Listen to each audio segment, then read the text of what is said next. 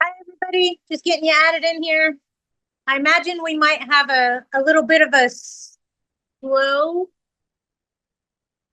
a slow meeting today or a smaller meeting today. And I'm good with that. I don't anticipate a lot of people here today because of the AOA trade show. And I was going to go to the AOA trade show and then I stopped myself.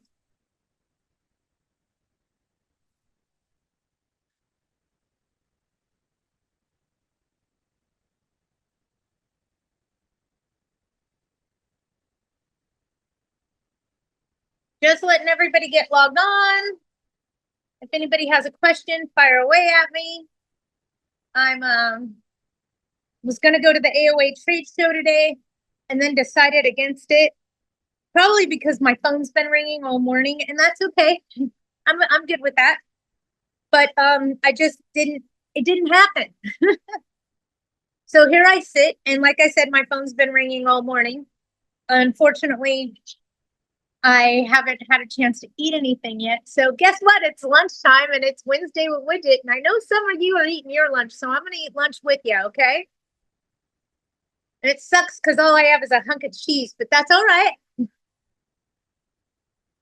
I'm gonna eat my cheese and drink a Red Bull. You're all in for it now. I'm gonna be caffeinated. Okay, couple things going on. Uh-oh, more people to let in. Hang on.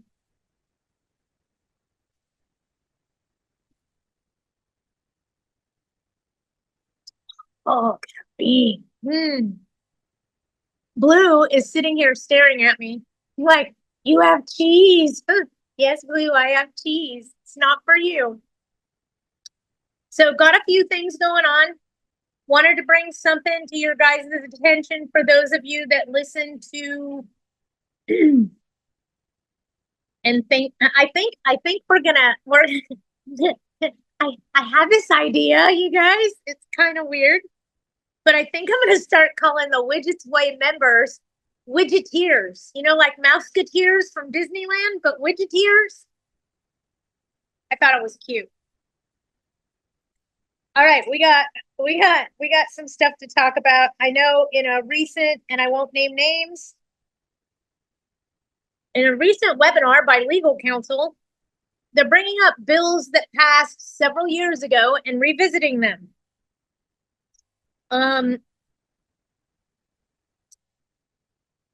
Sometimes they're bringing up stuff to talk about that passed several years ago because they don't have, I don't know why they're talking about bills that passed several years ago.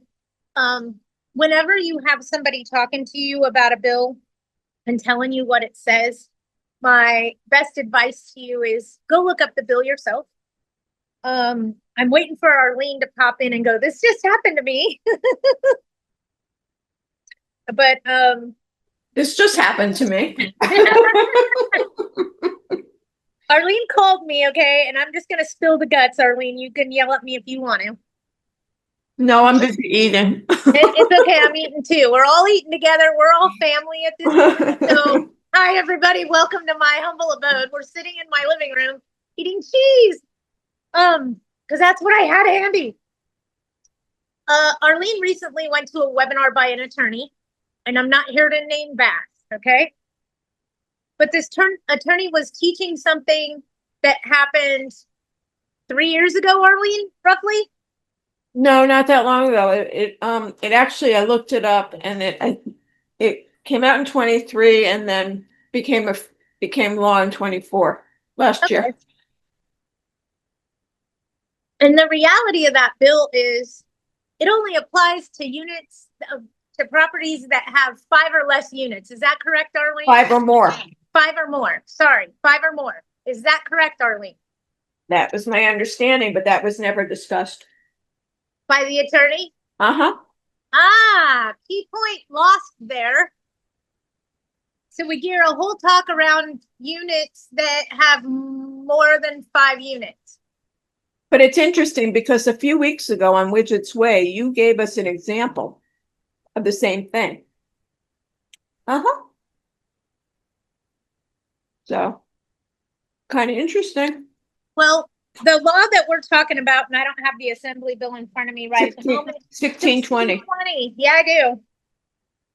1620 says if you have a unit, multifamily unit, and you have a tenant in unit A, downstairs unit, and you have a tenant in unit B, a upstairs unit, and the tenant in unit A moves out, the downstairs unit moves out,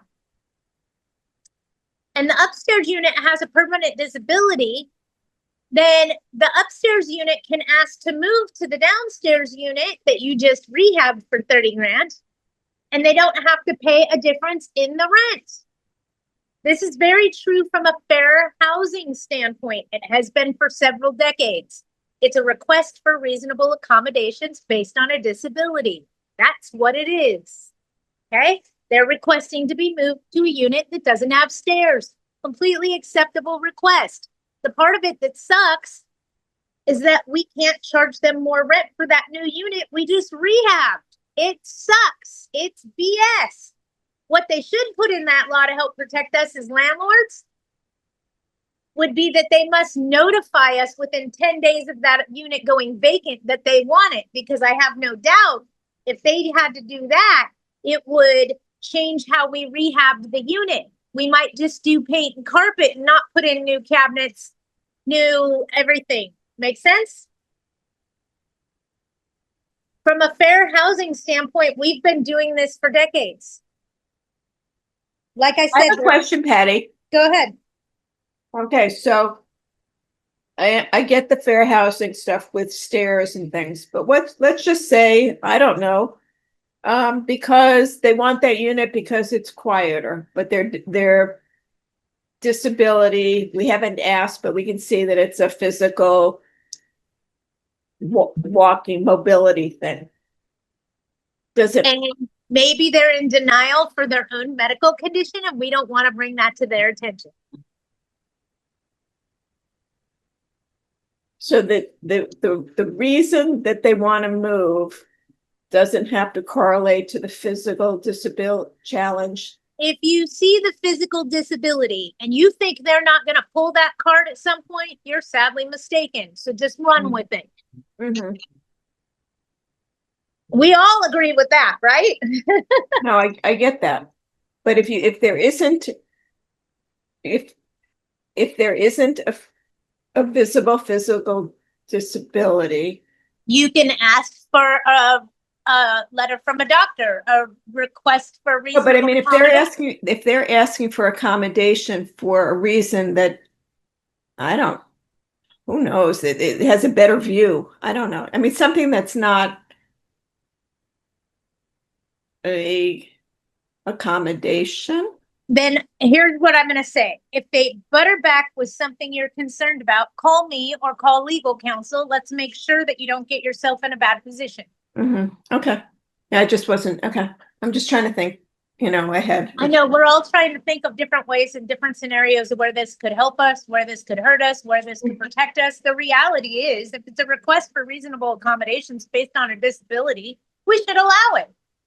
It would be nice to know within 10 days of that other tenant moving out, so we don't spend a small fortune trying to get higher rent. Mm-hmm.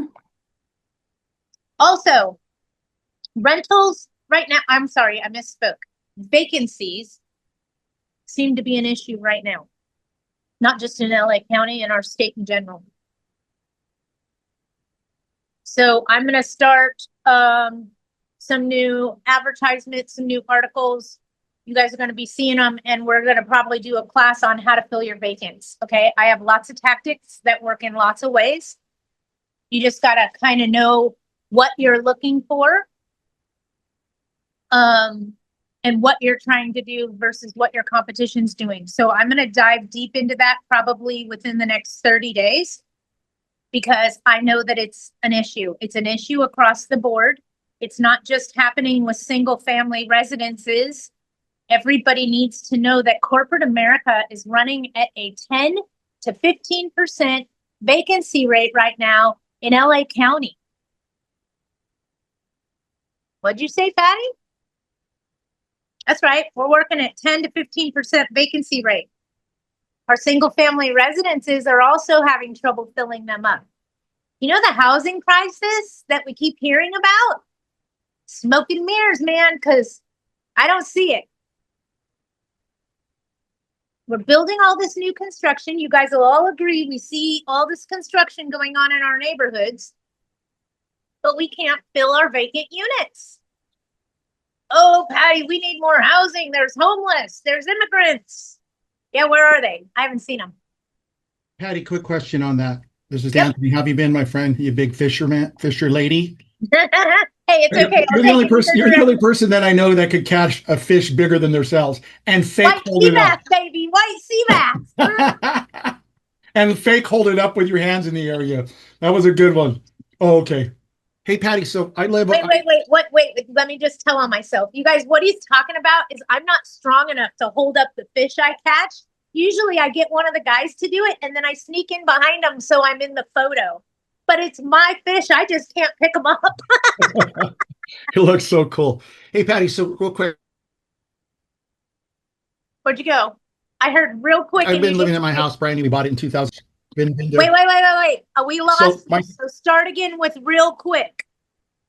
Okay, so I lived in my home over here in North Fontana for like since 2014. The houses got built in 13. I got a great deal on it. All the neighbors, we all know each other. But there was a field behind us, and they're called Gable Glens, and they're building these beautiful homes with mother-in-law quarters. Find out to be that the 50 homes are rentals. I'm seeing a lot of builders do that. Now they start from 2,800 to 4,500 bucks a month. That says no Melrose, no this, come into a new home and blah, blah, blah. My question for you is, I see that happening in Upland also, where there's over 100 homes and they're renting. We made some calls and say, how much is this going to be Section 8? And they said, we don't know, but right now they're saying two has to qualify. I'm not sure of the wording they said. What do you think about, and it's like, I can I could pretty much throw a football to where they start, you know what I mean, from where our houses are. Nice, beautiful homes. They have a pools, sports, but they're all rental homes. Now, two questions. One, I told my wife we're moving. Even though we have great equity on them, don't get me wrong, and secondly, or should I move? Because what kind of people? I know it's 4,800 bucks a month, or from 2,800 bucks to 48, brand new gorgeous homes. Am I going to get and I know this is just hard to say, like the clientele, it's rentals. Bottom line. Yeah, I thought so. Never mind. I let me see if Val's in here because Val would tell you what to do. I can't. Val, are you in here? No. I understand. We're on the same page. Like we have such a great community of like the 70 houses around us. And, during COVID was one of the best times that 40 neighbors all partied on the same block and gave each other COVID. When they can't get all those units rented, it's going to go to at the dollar amount that they're asking for, they'll start reaching to Section 8 and guaranteed income. Yeah, I knew that. Come on, it's what we'd all do if it happened to us. Let's be honest. If we're banging our heads in the wall for $4,000 a month in rent and we're not getting it, but the government will give it to us, are we going to lower our rent or are we going to ask the government? Yeah. I knew it. I already told my wife that on that one. It's not a good thing when we. You guys were giving away 3 months rent already. I don't suggest that. I get why they're doing it. It doesn't affect the rent cap. And that's what everybody's fighting, is not to drop below that rent cap. Here's the reality of what's happening in our nation. Got it? In our nation. Okay? Banks have to close their fiscal year on June 30th. On June 30th, the banks close their books for the year. That's their end of year, June 30th, okay? For banks, for lending institutions. So on June 30th, all of their books need to be closed and everything looks wonderful, right? What happens on July 1st? That's when they file all those notices of default. We saw over 400 1,000 notices of default filed in LA County in the month of July. Okay? Just in the month of July. You know that shift everybody's been talking about? I think the bank's closing their fiscal year and now going for the jugular for all the people that are in default is happening. Okay? It takes 3 months for a notice of default to turn into a notice of trustee sale. So you 3 months on default and then 4 months for the notice of trustee sale to go through. And then the eviction comes behind that, whether they're evicting the owner of possession or a tenant. Okay? In the beginning, when the mud starts flying, okay, we will see all of these evictions for foreclosure just going through, and all these bank-owned properties. After it's been sitting for a while, then we'll see all that litigation that comes about. You know, we heard about it in 2006, 2007. The big argument in the eviction or the foreclosure process was show me the note. If it was transferred to another lender during the course of the loan, it would be really hard for the bank in currently trying to foreclose on you to provide the original note. So that was a way that they were buying time and going through and combating, but it takes a while for that to happen in the beginning. We are starting to see those times, and it's not just in the housing industry, but pay attention because the housing industry has a lot to do with it. We all have a bunch of vacancies right now if we have a vacancy, right? I know of 5 people in this room right now that have at least 1 vacancy, if not 2. We have to do something to get these rented sooner rather than later, because as this progresses and the transition happens, we are going to see more foreclosures, more bank-owned properties. People will stop buying for the time being because, and that's what's happening now, is it's kind of doing this, and we're not sure what to do. So we're seeing a lull in things, okay? We've all heard our whole lives, buy low, sell high. Sell high, buy low. Right now, the market's really high. It's adjusting. But what I could say is get ready to buy. I have a feeling it's going to get low in the near future. Near future being looking at 18 months to 2 years. Hey, Patty, What? so to Yeah. a lot of the veterans and these organizations that, you know, I deal with a lot of nonprofit organizations. They got no more money. They're drying up. They got no more money. Right. After 2, they said, I've been doing my research and just talking and then talking to the top dogs that really like, you know, that we've been with for a while. They said, hey, we're losing our grants. Like in the next 2 years. Yep. You know, I mean, be careful. And I'll let you know, we're going to be, you know, especially the vets and all that, we're losing our money. So I don't know what's going to happen with Section 8. And over the past 5 years, we've seen Section 8 pay all of the rent, and nobody does that for Section 8 anymore. They pay a third or a quarter of the rent and nothing else. They don't pay half the rent anymore. Section 8 has really whittled down what they're giving their client. It's just a word that came in my brain. Just go with it.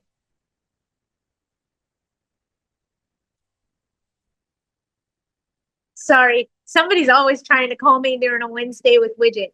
We should just be like, there's another one. We got another one trying to call me on a Wednesday. You guys are more important. What the hell is that?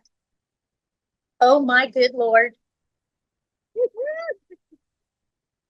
The cat got a catnip toy and the cat was playing with the catnip toy. And it appears that Blue decided that she liked the catnip toy and she chewed on it and then spit it on the floor. Apparently she doesn't like catnip. I give up with these animals, I'm telling you. I'm sorry, I haven't been on in a while. So there's so many questions because, you know, you property manage so much stuff and a lot of Anthony, fire away at me. I would rather answer 100 questions and deal with one dumb problem. Hey, what about, I've noticed a lot of, I'm going to say probably 75 to 80% of our clients, we bring them in, no animals. All of a sudden, 2, 3 animals. Everybody's got animals these days. I mean, but okay, tell me. Tell me. That's all I care about. That's what I tell the vets. Tell us, because they could always get a write-off. On something like that, where they're not going to write it off for them as for an emotional support animal, we can't charge fees like we used to. Hey, $500, right? Extra. And we get, that's a pretty much a 3-day type of situation, right? But see, I'm not that person because I love animals. Let's talk about animals real quick, okay? And the only reason I'm saying, because indoor animals, I think everybody's dog's pretty much an indoor, even from Great Danes to Saint Bernards. Like, they're just indoor. Everyone keeps an indoor animal, it seems like. And there's no such thing as outdoors. But anyways, what do we do on those? I don't know if Samantha's on the line or stuff like that here with us, but at the end of the day, I'm gonna make this real easy for Yeah. you, okay? Everybody listen to what I'm saying. Society has made it socially acceptable to have pets, okay? I don't know if you guys are paying attention to what the hell's going on, but do you know you can no longer buy a dog or a cat in the state of California? You can't buy a purebred animal anymore. Wait, what? What? You can't go to the pet store and buy an English bulldog. You can't. It's not allowed in California anymore. You can only rescue. That's why you see people selling their puppies and things in a car parking lot and not advertising it in the newspaper or on the internet, because that's how they're getting caught. You cannot sell animals in the state of California anymore. You can rescue, you can rehome them, you can have a rehoming fee, but you can't sell animals in California in pet stores anymore. Private entities, breeders, it just doesn't work, okay? What they're trying to do is stop the overpopulation of pets. I get it. Rescue is much better. Society has made it so socially acceptable for everybody to have pets that everybody is getting them. Okay? If they don't already have them. COVID gave everybody an opportunity to get a pet to deal with the emotional stress of the unknown, right?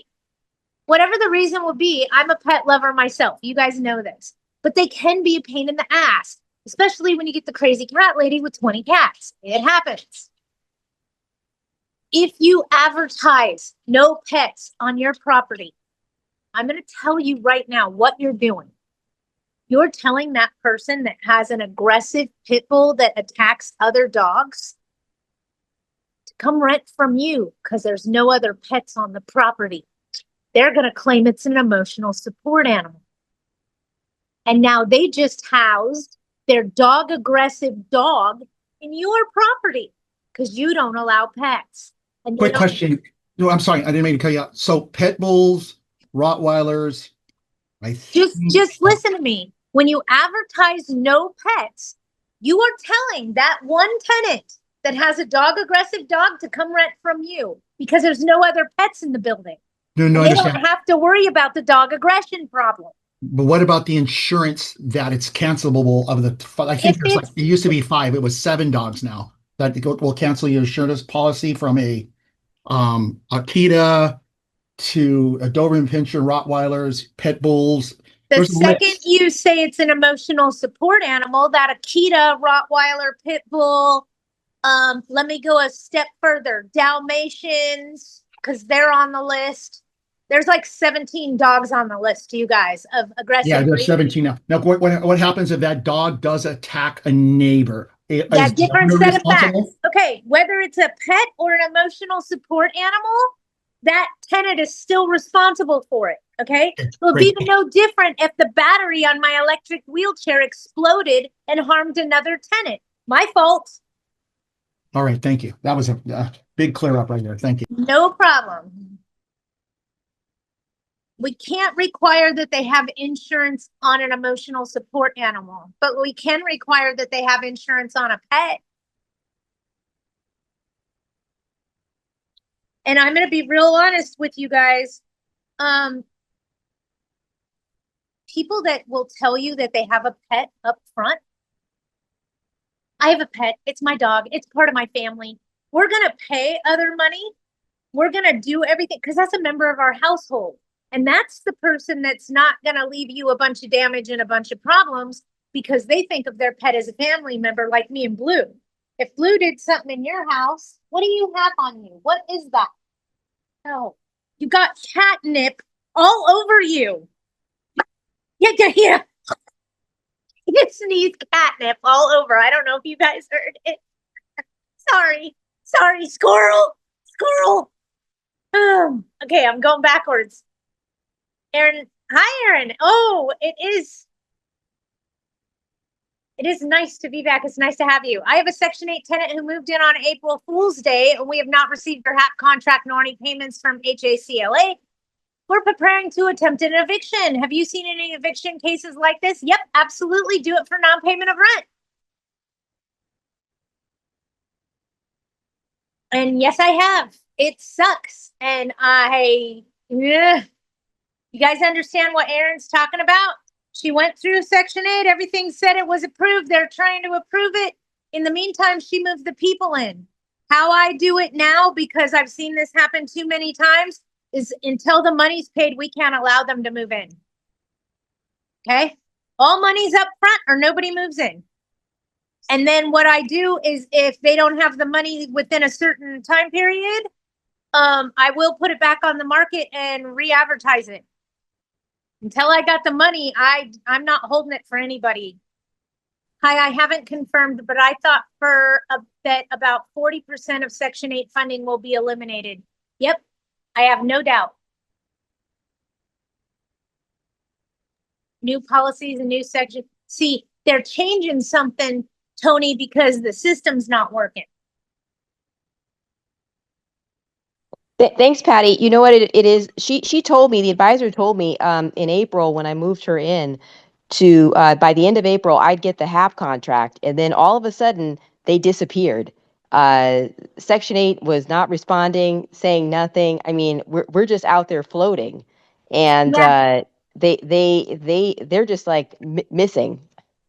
Serve them with a 3-day notice. Make sure you serve the worker. Okay.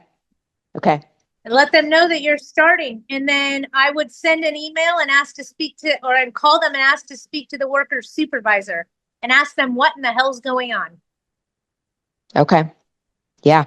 Because you are in violation of your contractual agreement. And then I'd let the tenant know that you're going to start the eviction process because their program isn't coming through. That way you're attacking and your tenant's attacking. I don't want to be homeless. And maybe it'll light a fire under somebody's butt. Okay. But serve the notice to pay rent or quit. And I said 3-day. Don't listen to me because that's not what it is. It's a 30-day pay rent or quit, subject to the CARES Act. You got it. Okay. Thank you. No worries. But I do that. I'd serve the entity also. And you know what, Aaron? I hate to tell you this, but here's the reality. And for anybody else dealing with this, pay attention. I may ask questions later. Okay. It seems to be that in order to make things go a little faster, serving that CARES Act notice and making that tenant become homeless is what they're trying to avoid. So usually once you serve that within about 45 days or so, just under 45 days, because that's how long it takes that 30-day notice to expire, you'll get paid. Or some kind of a response of what's going on. So utilize that tactic. Be quick to serve the notice, especially when dealing with a governmental agency, and make sure you serve them as well. Okay, will do. No worries. There's a reason for the expression possession is 9/10 of the law. Exactly. They're in possession. And now they're in a great position to stay there and hold the unit hostage against you while they try to figure it out. In the future, we don't move anybody in unless we have all the money. I had a gentleman call me one day. Oh, I can't say that. It'll tell who it is. I had a gentleman call me one day when I worked in property management, and it was on a Sunday morning, right when we opened. And this gentleman says to me, I'm going to tell you right now, property manager, I need you to allow my tenants to go ahead and move into your place and pay you on Monday when the bank opens. You need to move them in today and allow them to pay you on Monday when the bank's open so they can go get you the money you want. And I said, sir, he goes, I want your broker's name and his telephone number so I can call and talk to him. And I responded with, sir, your local Starbucks doesn't have enough caffeine in it for you to uphold your end of that conversation. My broker is a lot of things, but he is not a bank. And if you'd like to talk to him, make sure that he can call you directly. Did you want to know who my broker is? And then I told him my broker's name and he went, oh, never mind. Never mind. Everything's fine. I'll tell my client they can go ahead and wait till Monday.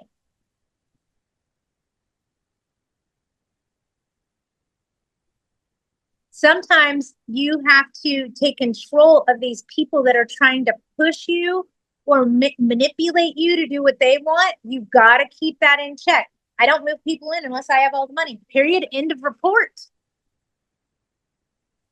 I don't work on IOUs. My partner does not accept IOUs for payment. Right now, I hear somebody going, "What partner, Patti?" Shut up. Nobody knows. Patti, Yeah. you don't have a partner? Yes, I do. It's all of you guys telling me don't do it. So on a related subject, Patty, how do you verify funds are hard? Do you wait and make sure a cashier's check like actually deposits and Yeah. is there a way to call that bank and double check if it exists or not? You can do everything that you want to, but I want cashier's check or money order. I want certified funds. So I'm good with a bank transfer.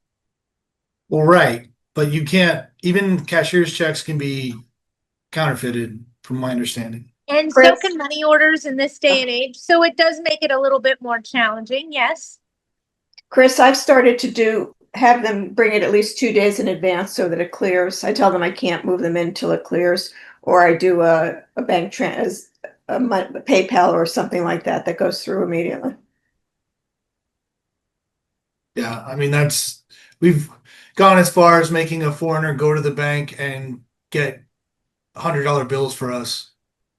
But we found another, I can't remember the name of it offhand, but if anybody needs it, most of you shouldn't be renting to foreigners. We have like one property that is very near UCLA and we rent it furnished and we don't want somebody kind of staying there forever. So we're kind of okay with the situation with people that are employed by UCLA.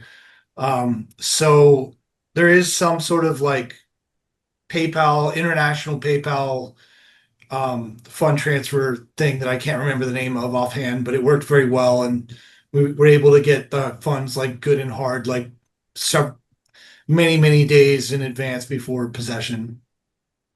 I know a lot of people today are over at the AOA trade show in Long Beach is why we have, I had a situation this morning I want to share. Go ahead, Arlene, what you got? Well, I thought, why don't you finish with Chris? Okay. I'm Chris, just, are you done? if for some reason anybody ever needed, there are now ways for relatively low fees for people to transfer you money internationally.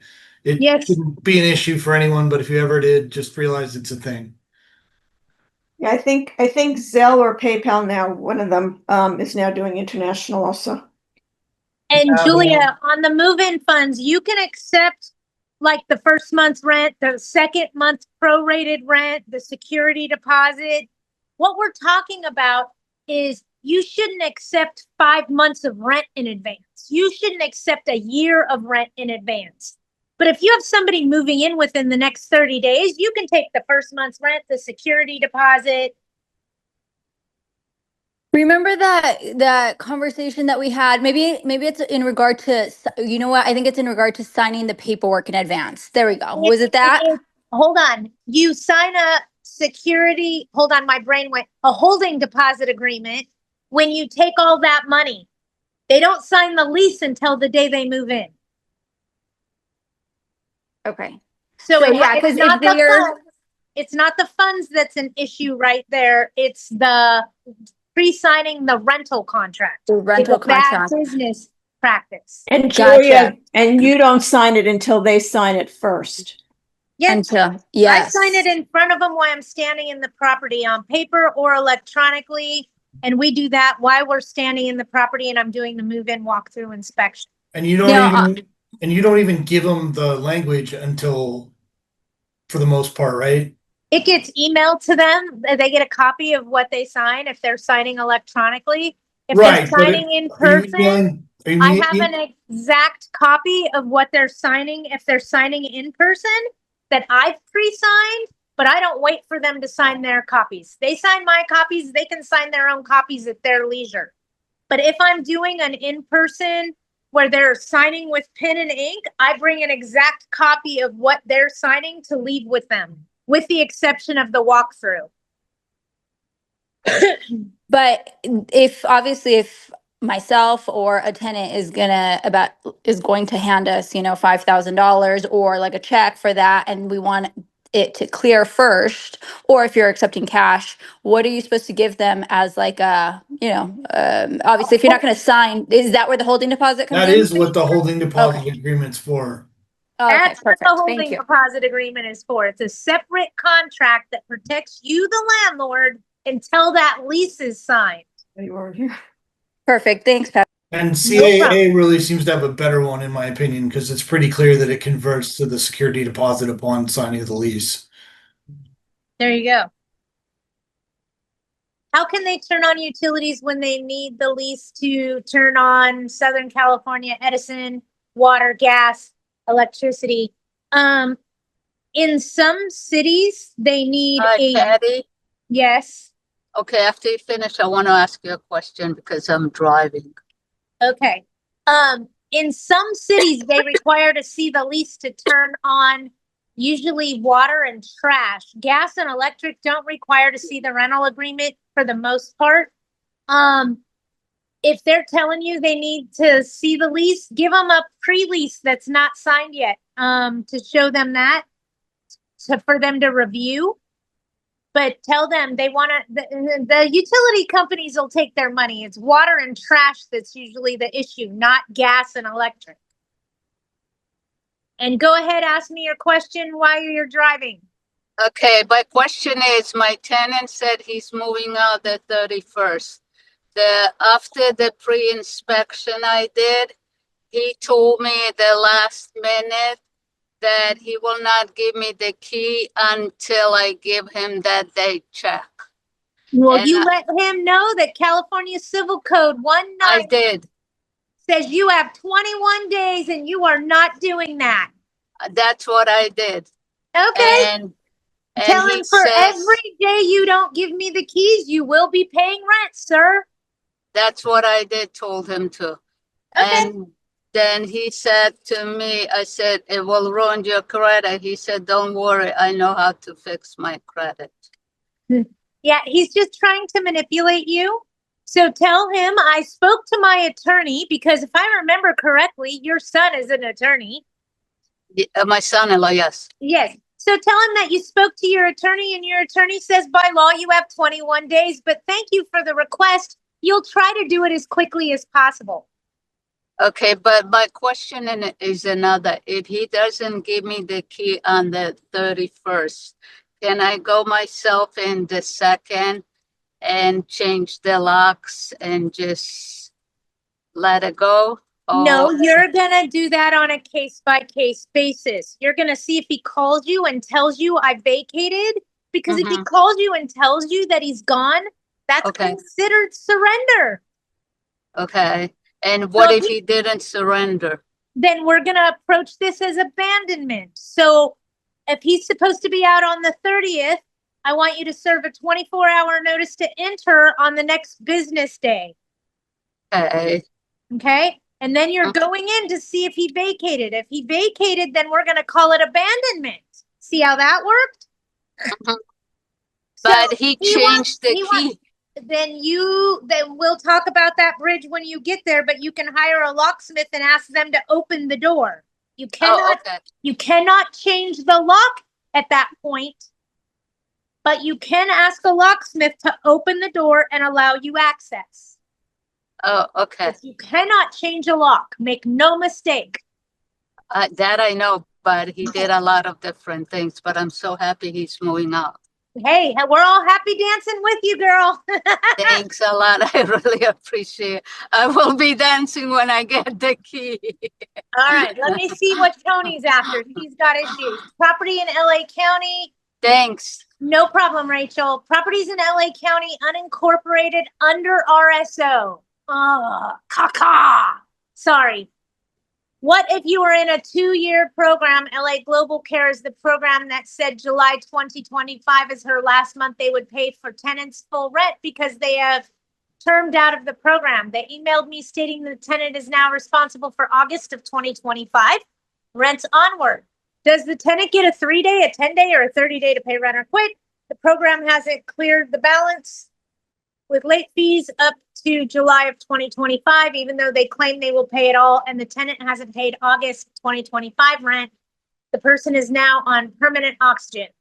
The oxygen has no bearing, Tony. Where that's gonna hit you is at the sheriff lockout. Okay? Anytime you have a tenant with a medical disability, everybody listen up, okay? Where it hurts you the most is at the sheriff lockout, okay?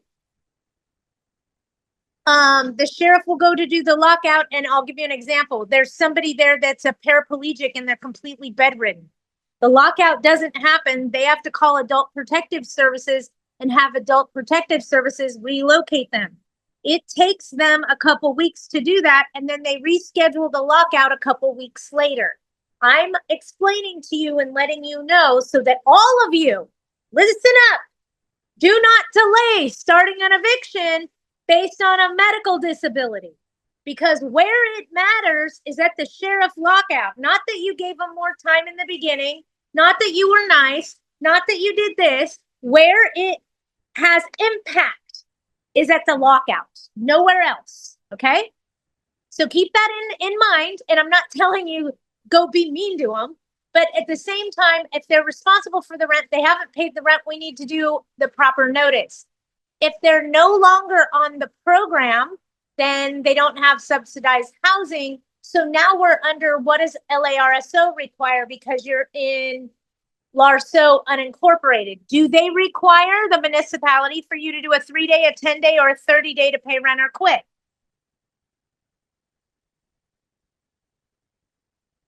I think it's a 3-day. I'm waiting for Arlene to go in LARSO. It's a 3-day, Patty. 3-day. There you go. I don't know if unincorporated is different, but LA it's 3-day. Unincorporated like DCBA, Tony?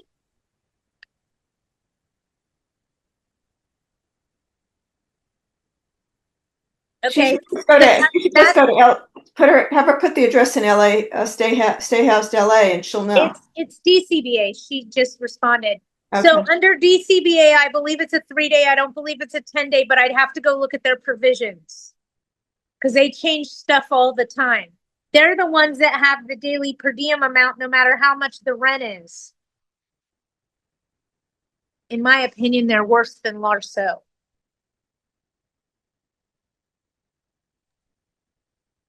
I got some other information I got to give you guys. Agla has a new advisor. Yay! So we'll be seeing that start next month. And Is you it guys, Patty? yes. I just heard my name.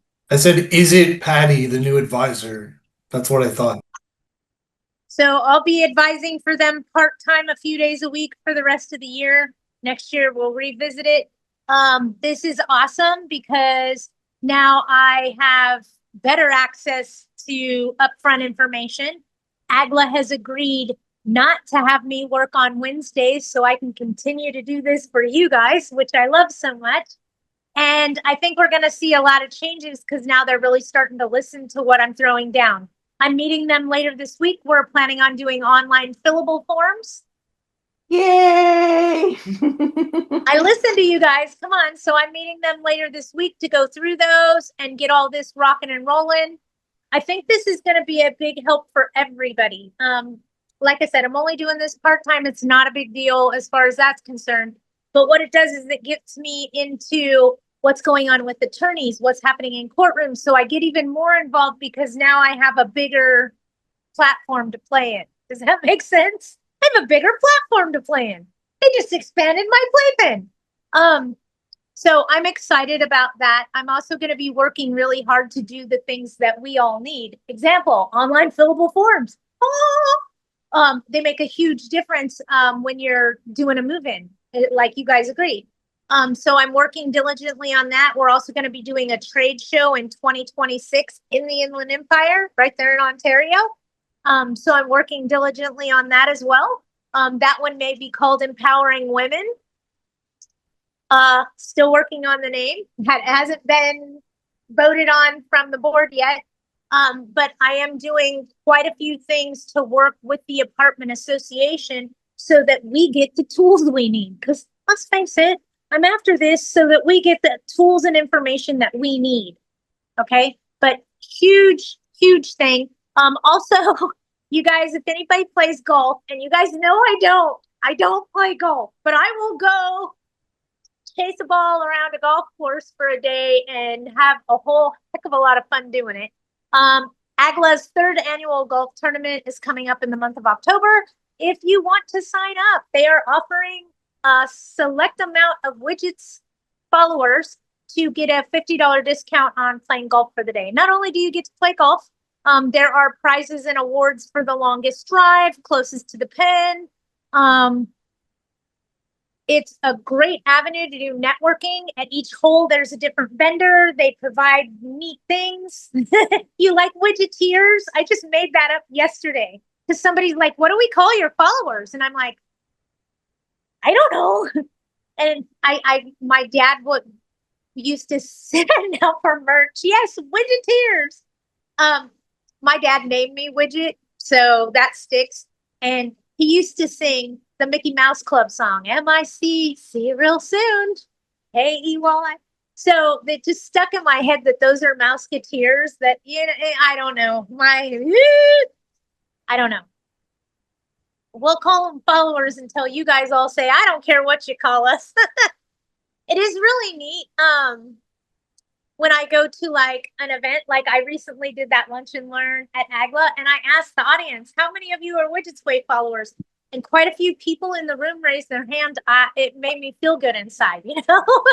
It's like, oh, there's more of you out here. I missed your note. Okay, I'm going back. Missed my note. Yeah, just something that happened this morning that I wanted to share with people. I got you. Allow forms to work with Safari. I'm also trying to integrate them into both Yardi and Appfolio. So my head's working on 4 different platforms trying to make their forms fillable. So work with me. I'm trying. Yeah. Also, this morning I got a call from my new tenant saying that they got a call from the DWP that they were here to read the meter because there was an issue with closing out the previous tenant's bill. And I said, that's not possible because it's all been transferred and you've had bills already. So I called DWP and they said they have no record of anything. She called them, they have no record of anything and reported the number as a scam. So just an FYI. So I got some interesting things for you guys on that note, okay? I live in the high desert, right? So I got this paper from Golden State Water Company. Can you see that? That's my water company. But it's written to my ex-husband. We haven't been married for 20 years. Okay. Well, wait, longer than that. Winter will be 27. It's been over 22 years. No joke. He has never lived at this address ever. Why is his legal name coming on a thing from my water company regarding, I don't know, I didn't even open it yet, but it's probably junk mail. But how is my ex-husband's name getting put on this? Hey, Widget, just one more thing. San Bernardino County water districts are calling to say you left a water bill on, and it's not even them. Everything looks so good. So I made a call because I probably have 20 plus water on my name right now. They called my wife's number and said, hey, we're looking for my name and they thought she would give the social security, and my wife's like, no, it doesn't sound right. So I called the number up. I called San Bernardino County Water myself, and they said that's happening also with them. Secondly, a lot of elderly people are getting scammed by saying telephone lines and stuff. Could you let us in your house? So a lot of seniors are really getting scammed. And they sound American like, not from any other country. And they're sounding like your next door neighbor, whatever. So you guys got to be careful of some of San Bernardino County Water calls you because if you put the number in Google, it'll say scam number. FYI. Oh, yeah, look, they're trying to sell me crap. I don't even know what this is. Quarterly, yearly, something about sewer lines. No, I ain't playing. More and more people are getting creative with scams. It's easier for them to falsify documents for us. We know, we've seen it. It's been happening. I don't know if all of a sudden it just got really hot or if it's me, but we may have to move, folks. Let's go with it's really hot where I am. It's not me, right? Like, please, here comes a hot flash. I'm melting. I'm glad we're all friends. Oh, that's a bad one. Whew. In a minute, it may look like my hair's just stuck to my head. Okay, so other things upcoming. Monday, I'm doing a class with Agla. It's a webinar.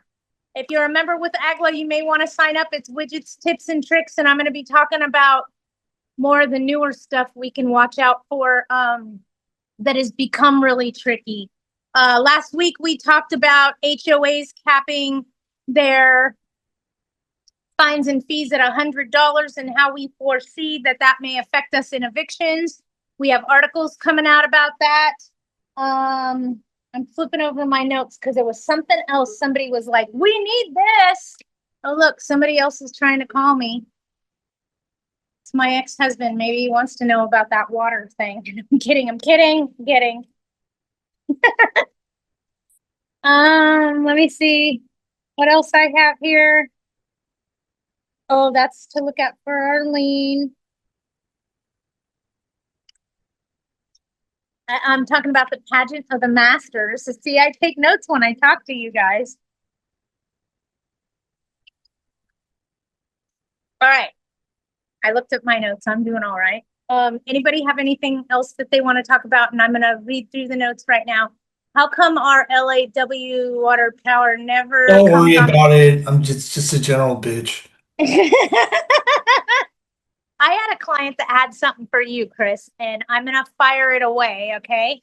And she's not here. I know she's not here. She went to the AOA trade show today, but I'm gonna fire it away at you. And I just want your thought and opinion, okay? There's a flood at a house, tenant occupied in a 1-year contract, okay? Landlord hires a restoration company to come deal with everything, and the restoration company wants to pack out the tenant's belongings and store them in their facility while they're treating for the water, the mold, whatever the issue is. Tenant has insurance. Tenant signs the paperwork from the restoration company for the pack out and the storage.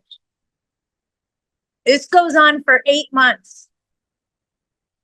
Landlord takes the tenant and moves the tenant into an Airbnb temporarily while this is going on because she happens to have this available. Okay.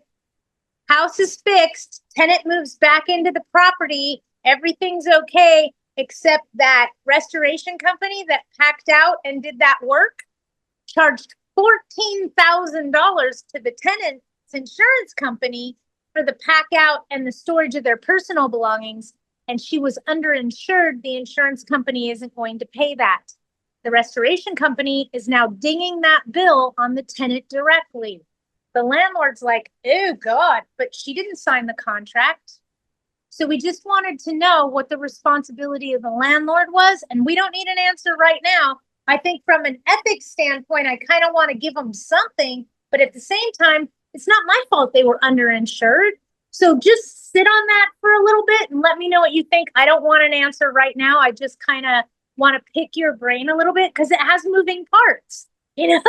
And I don't expect you to go, this is what we should do. Does the But landlord have any insurance that might come into kind the of? landlord right now, it has not been reimbursed for over $40,000 in loss of rents and all that stuff. Right. So landlord's got insurance monies coming in, but she's still shysted over 40 grand. And now this bill is about 14 grand from the pack out company. Yeah. Patty, I have another question. I don't know. You sue the pack out. You get the tenant to sue the pack out company and say you were negligent for never telling me how much it was going to be. They did. They told her how much it was going to be and she signed. Oh, they did like the full. Yeah, but okay. Yeah, I mean, you can't Yeah. fix stupid. Is my reaction to that. The landlord never saw the agreement. The landlord didn't sign it. The tenant did. Maybe So we can renegotiate it. landlord responsible. But like I said, it's got a lot of moving parts. Think about it. Let us know next Wednesday, okay? All right, Rachel, Patty, what do I you got? have another question for you. Okay, if The he's dollar. I'm just kidding. I'll be more than happy to give it to you $1 for each word. My question is, if the 31st he moves out or if he doesn't, can I put on the first or second the DWP under my name or wait? I want you to wait. And let me tell you why I'm telling you to wait, okay? Okay, I'm listening, please. In the event he hasn't vacated and this is all bullshit and this is just me talking to you, Uh-huh. he just went and put the utility bill in your name and now you're responsible for paying it. He didn't move out. Oh, okay. We're gonna, how do I say this as nice as I know how? Stop paying attention to what people tell you and pay attention to what they're actually doing. Wait for him Okay. to physically move out. We're not listening to anybody's words anymore. I'm not. I'm just We're wanting only your listening opinion. to their actions. So as much as it sucks to tell you this, hurry up and wait. Okay. How long would you suggest waiting? At least 2 weeks? It's going to depend on what happens on the 31st. Does he call you and tell you he's out? Because that's surrender. Does he do nothing and you serve notice and now we're dealing with abandonment? I don't know. So we're going to have to wait to see how he turns in the keys, how he leaves, and then act accordingly based on what he does. We're in a reactionary position. We have to wait for him to act so we can react properly. That's all. Oh, okay.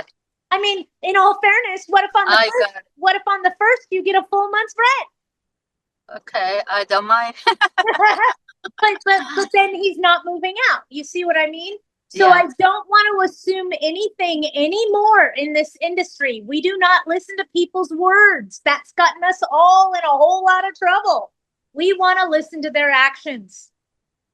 Okay, no, because I got a 30-day notice from him that he's moving out. And I understand that, but until he physically leaves the property, we're not putting utility bills in our name. okay, I got it. I Clear. mean, what if he I hear doesn't you. go and then we're stuck with the bill and there's nothing we can do about it because now we can't shut off a utility with a tenant in possession. That's true. I agree with you. So it puts us in a really bad place. In fact, let's talk about that real quick for all of you that have water turned on, and water seems to be the biggest problem.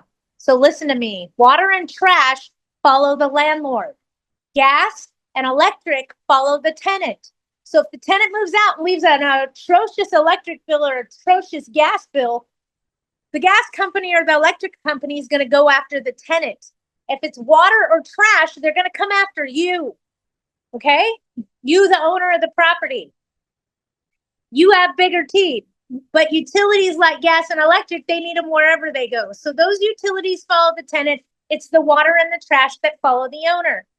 It sucks really bad when we move somebody into a property and the water bill didn't get transferred into their name. Now I can't shut off the utility because I'd be turning off a utility to a tenant. And I can try to force them to get it in their name and go through all that back and forth bullshit. Here's the easiest way by far to protect you guys. Okay, so pay attention because I'm giving you one right out of my playbook, and I will give you the why all day long. Okay. When they are going to move in, you let them know the utility. If you're moving in on the 30th, I'm going to let you know right now that we're scheduling all the utilities to be shut off on the 29th. So if you want to avoid having to pay a turn on fee, you can go schedule those utilities to be turned on prior to the 29th, because on the 29th, I've scheduled to have them all shut off. And you, tenant, can avoid paying a turn on fee if you just go in there and piggyback me and come on as a new tenant. So a lot of times, 9 times out of 10, they don't want the turn on fee. They don't want the this, they don't want the that. So they'll hurry and go schedule theirs to come on the 27th or the 28th. That way, on the 29th, when I'm going to call and turn it off, it won't get shut off. So on the 29th, what I do is call and see if the tenant transferred in their name. And in all fairness, you're shutting off the gas and you're shutting off the electricity because those follow you. You could shut off the water if you want to. You could shut off the trash if you want to. Shut it all off. But it's a lot easier for a tenant to have no utility when they get in a property. It forces them to go put the utilities in their name because they don't have them otherwise. And it's the only way I can protect you guys. Okay. So what I do is a common courtesy. If they're moving in on the 30th, I will call them and tell them all of the utilities are scheduled to be shut off on the 29th. So if you want to avoid having to pay turn-on fees, you may want to call the utility companies in advance and have them turned on the 28th or prior to in your name. Got it? It's a real easy way to combat the problem because it's money they're going to save. What is it? A $45 turn-on fee? A $60 turn-on fee? You guys know this crap. You had to just turn it on recently. You know how much money they're saving. So you're reaching out to them as a courtesy to offer them the savings. If you do this way, you'll save this money. And now you look like an angel helping them. Perception, guys. Perception.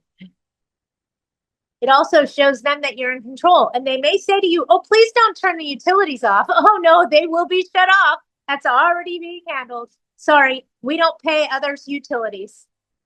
And another thing you guys need to watch out for, and hear me out, if you have an automatic turn on, and it's called something else, and if Arlene's still on here, she may tell me what it's called. But what it is it's set up with the power. Landlord conversion. It's like a landlord conversion. Completion of service. Okay, so what happens, you guys, is the tenants are going to move out and they schedule to have the water shut off or the power shut off, whatever this service is, and you guys have it auto connect in your name. Okay, here's where that's a problem. If the tenant in possession hasn't paid the electric bill in 3 months and they go to shut them off, it auto turns right back on in your name. They didn't have any discontinuation in service, and depending on the electric company, you may not get a bill for 60 days. That's where that auto turn on bites you. Okay, it can happen in mid-tenancy and we don't know anything about it, and all of a sudden we're getting a bill going, what happened? So just be careful of that. That's the one place I've seen an auto turn on really bite people, and you can't go turn it off. You cannot turn off a utility. So be cautious with those auto turn-ons. That's where I've seen them bite people. And I'll be honest with you, usually it's during the course of an eviction when you're already bleeding money. And of course, these tenants are running the air conditioner with the windows open, trying to cool off the city of Riverside, right? What do I know? Just a blonde. So watch yourself with auto turn-ons or landlord conversions, whatever they call it. It gets questionable. Does renter's insurance cover smoking damage when the rental agreement and criteria say no smoking of any kind and the tenant's been smoking inside and the walls are yellowish? Would PRC need to be called? Hang on, hang on.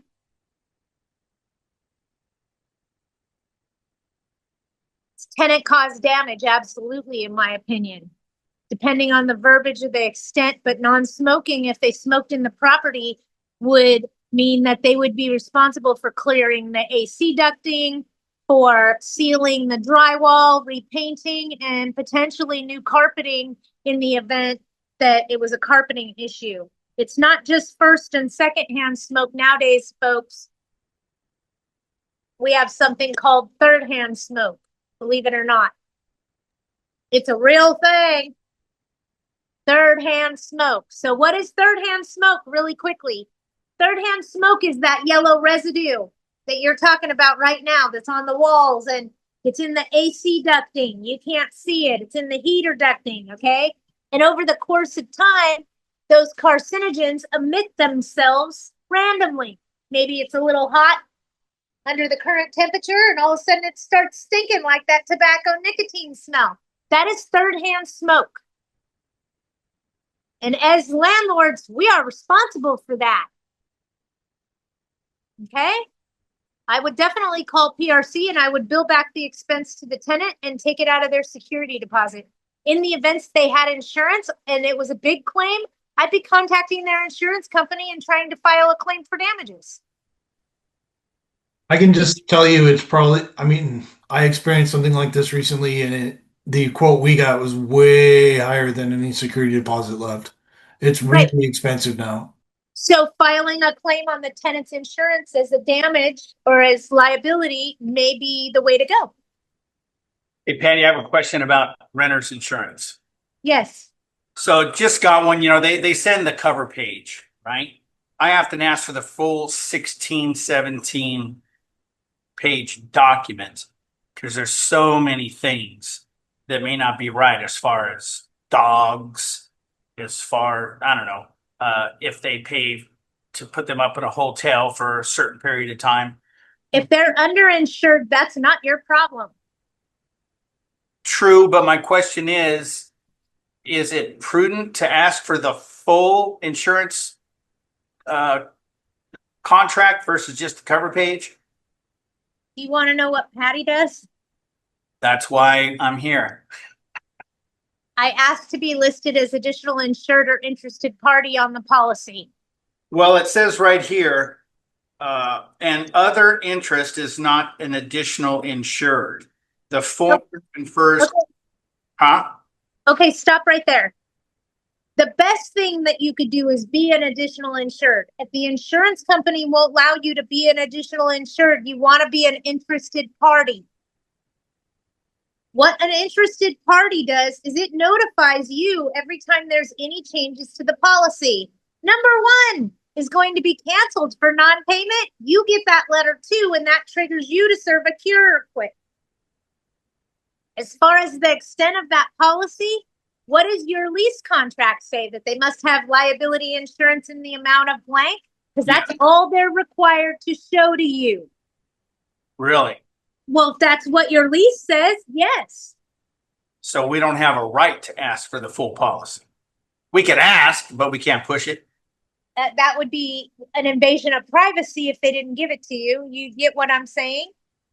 Well, I was going to contact the insurance company, ask them to send it to me.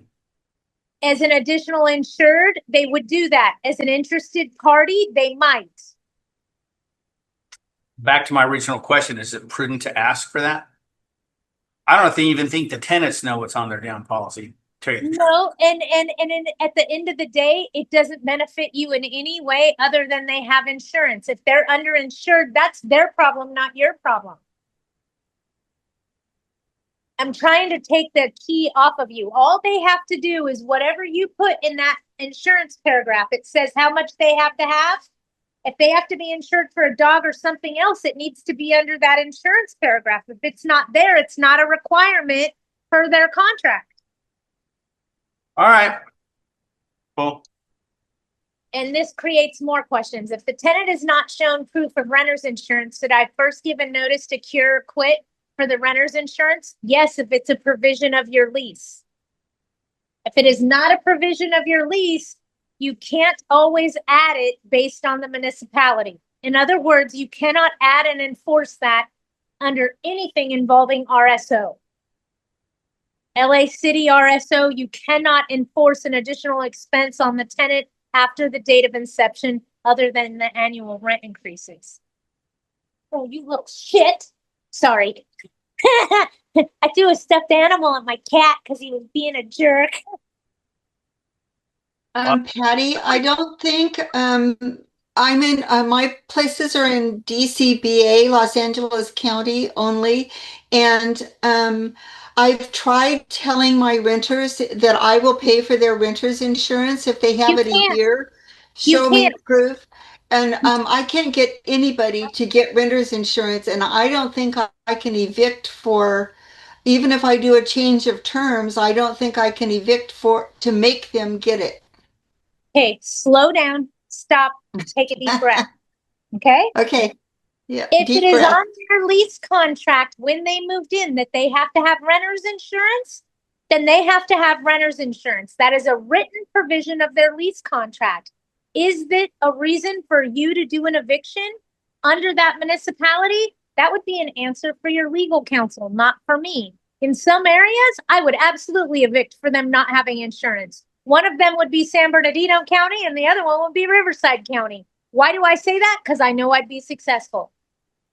Under LA County, I want to go ask the attorney that's going to be standing next to me how successful they think that case will be. Because I'm then going to weigh that number that they give me and put that in my own little diagram of what works and what doesn't.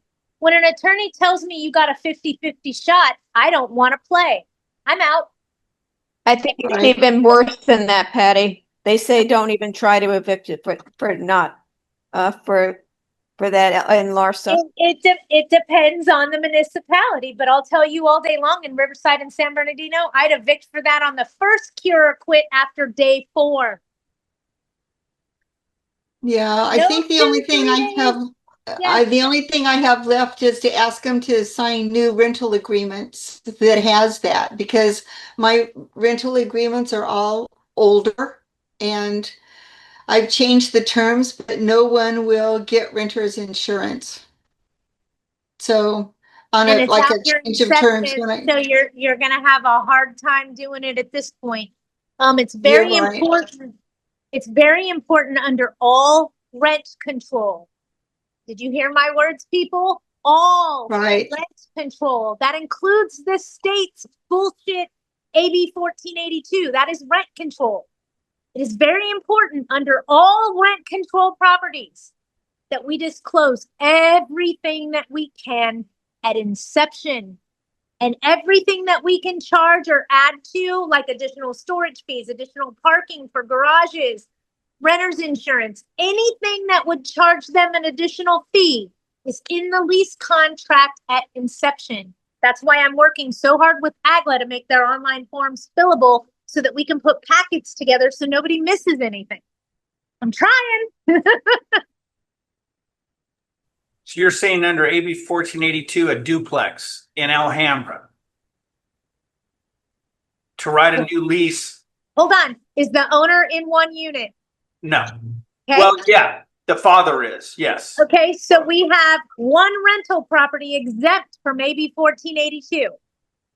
Well, actually, it's a triplex, but it's a duplex that's leased. Okay, hold on. Hold on. Where does the owner live? Front house. So he's subject to rent control.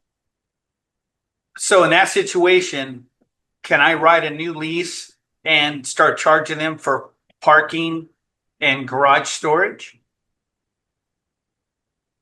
In Alhambra, I would have started that at inception, not doing a change of terms. I came to in add- 8 years later, so that's why they hired me. I got you, but it makes it extremely difficult for you to add additional expenses onto a tenant mid-tenancy or after inception in rent controlled areas. I'd have to look up what Alhambra is under stayhousedla.org, and then I could answer your question much better because then I know what the municipalities rules Yeah, are. it's not LA County unincorporated. It's just an incorporated city. And they do not have rent control. I would try it. I did it. Oh, yeehaw. Did they pay it? Yeah, they pissed and moaned a little bit, but I said, hey, you're on a month to month, everything's open to renegotiation, and that's that. And just for the record, you guys, some of this is done by trial and error. Yeah. Easier to ask for forgiveness than it is for permission, right? Bingo! Bingo.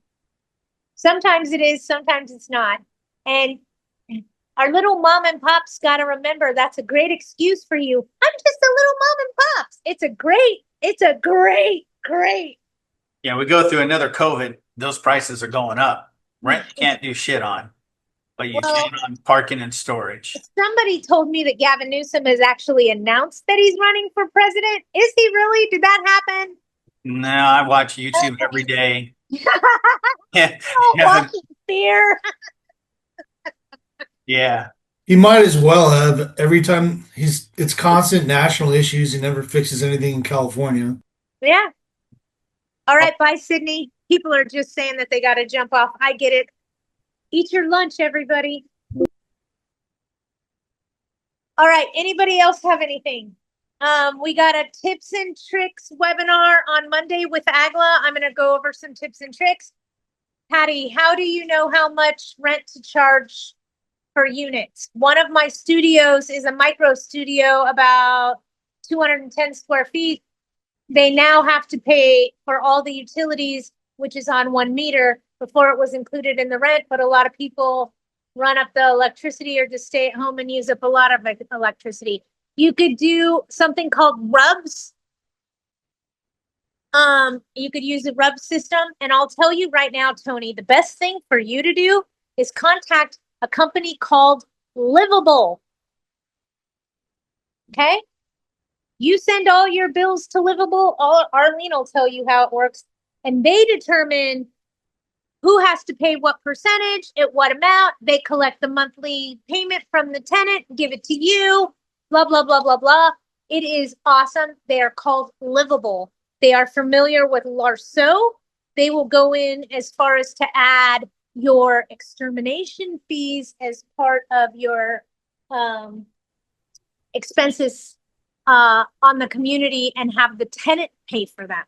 So Arlene Got to has start it, but with Larso, Patty, they won't help you if it's a existing tenant. Has to be a new tenancy. Bye, Hilda. We love you. I got to remind her every now and then. I love that girl. She's awesome. Arlene loves you too. We all love you. So with Larso, you have to have it up front. There is a way to do it though. Mona has a way to do it. But it's very, very complicated, and I've been working on it for weeks, and I'm not. Do me a favor, Arlene. Once you master it, we're all gonna lean on you. I know, but Livable doesn't want to handle it. They keep saying call an attorney. I've called attorneys. They don't want to handle it. LAHD said go to the state. I went to the state. I went to DCBA. I've been all over the place, and I've talked to supervisors and everything, and nobody can give me an answer. I'll give you an answer. You ready? Deal with a trial attorney in Larceau, like Grace Long out of Dennis Block's office. Okay. Have you talked to her? No, she's on my list to call. Get in contact with her. Tell her that you're with Widget. I've worked with her for a decade. She knows who I am. Okay. She's the one that taught me in Larceau, unless it's the attorney fees clause or the monthly rent, we don't change a contract. But that was prior to COVID, and that may have changed. So I strongly suggest, because she's a trial attorney in LARSO, she knows that. Okay. She knows what you're up against. So I would ask her and just tell her you're a Widget's Way member and you just have a couple of questions and is this possible? And if she laughs and says, I taught Patty a long time ago, and quotes what I just said, just say, yeah, she wanted to be sure nothing changed during COVID. Okay, well, know. She's the trial attorney in Larceau that goes to bat up against those judges. She would know. And it's like you call Dennis Block. Well, Dennis Block doesn't appear for a jury trial. He doesn't. He has a staff that does that. So I'm giving you the staff member that I know goes to Stanley Moss Courthouse and deals with the jury trials directly. Okay, thank you. No problem. Sometimes you guys, I don't have the answer, but I can tell you where to get it. I will eat, Hilda, I promise. I'm hungry. I'm trying to think what else is on my agenda for next week. Webinar on Monday on tips and tricks. Thursday, I'm meeting with AGLA for their online forms.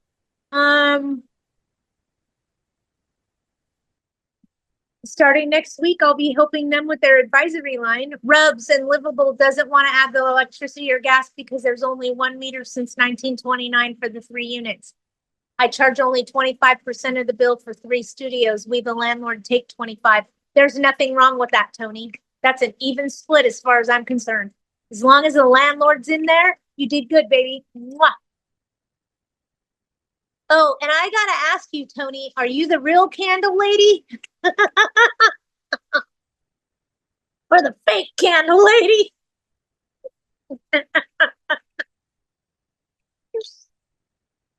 Some of my widgeteers get nicknames.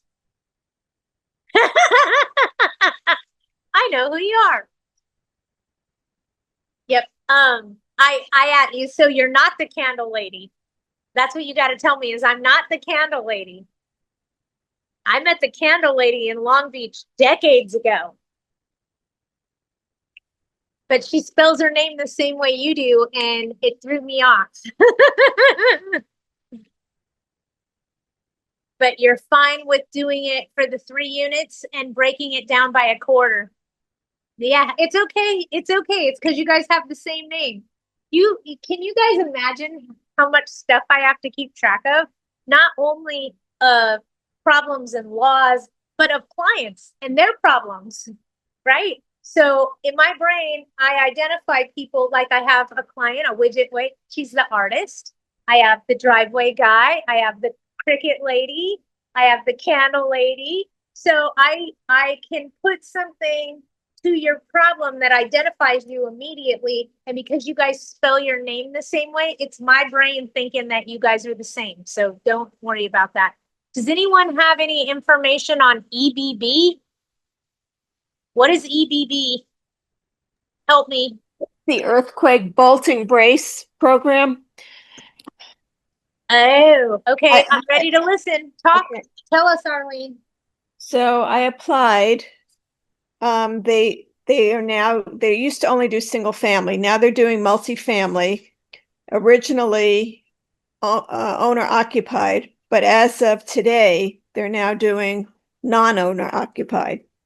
And the grants are between $3,000 and $5,000. My question, yeah. So we got approved.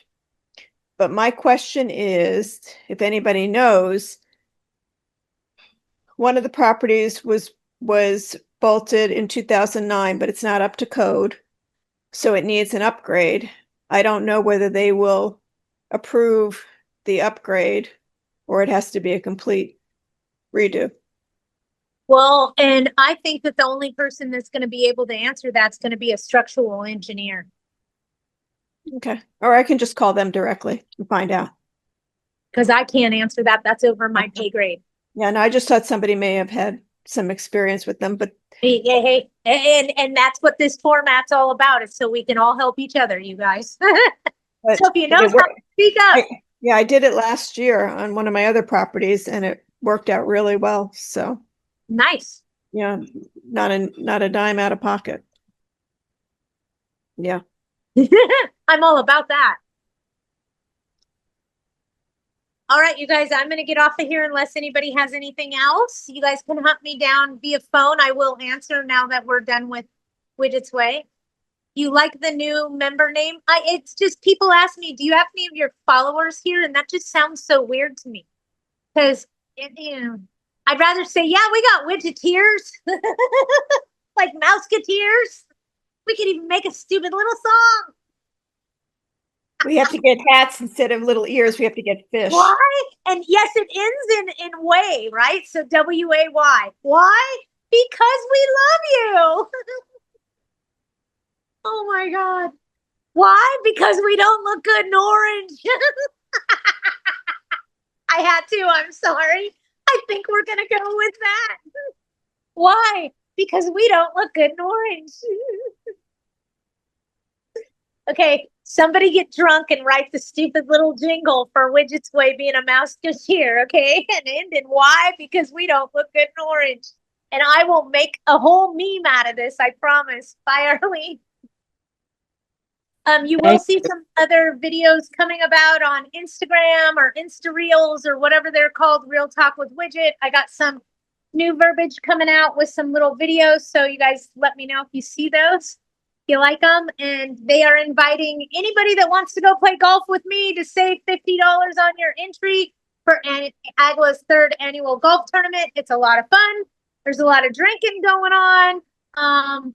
I goof around on the golf course all day, so if you want to have a lot of fun and go be ridiculous with other golfers, sign up to play with me because I don't play golf. And yeah. Last year, I found a rattlesnake on the golf course and the deer where they were bedded down because I'm that outdoorsy girl. Every year, I wear the wrong shoes to the golf tournament. Last year, I wore stilettos. This year, I will be wearing my fishing boots. So I am now going to make it a point to always wear inappropriate shoes because they told me the very first year that my shoes were inappropriate. So I'm just sticking with that theme and inappropriate shoes, and we will continue to do so. I might even show up in flip-flops. You never know. I am going to say goodbye to all of you. Andrea, I see your lighthouse painting, and I just want to know if you painted that. Yeah. You did awesome. Yeah, I just take a class from Santa Rosa Junior College, and I'm retired. I've got all the time in the world. Thank you so much for all your help and support through all we've been through. We really appreciate you, Patty. Hey, and that's why I'm here. Bye, Chris. Thank you. And I love the lighthouse. That is gorgeous. You did a really, really good job. I'm most impressed with the shadowing that you did because a lot of people don't shadow or put in shadows, and that makes whatever the artwork is just float in midair. So thank you for grounding your lighthouse to the ground by putting that shadow across the front. A lot of people don't do that. Yes, I'm involved in the art world. You would be shocked, but good job, baby. You grounded it. It is in the earth that way. If that green line wouldn't be in the front of that, it would be floating in thin air because there would be no shadowing. So you guys all remember when you're doing artwork, add your shadows, okay? It makes a big difference. Thanks so much, Patty. No problem. You guys have a great week. If you need me, hunt me down. I'm available. We'll see you next time. Bye, everybody. Bye.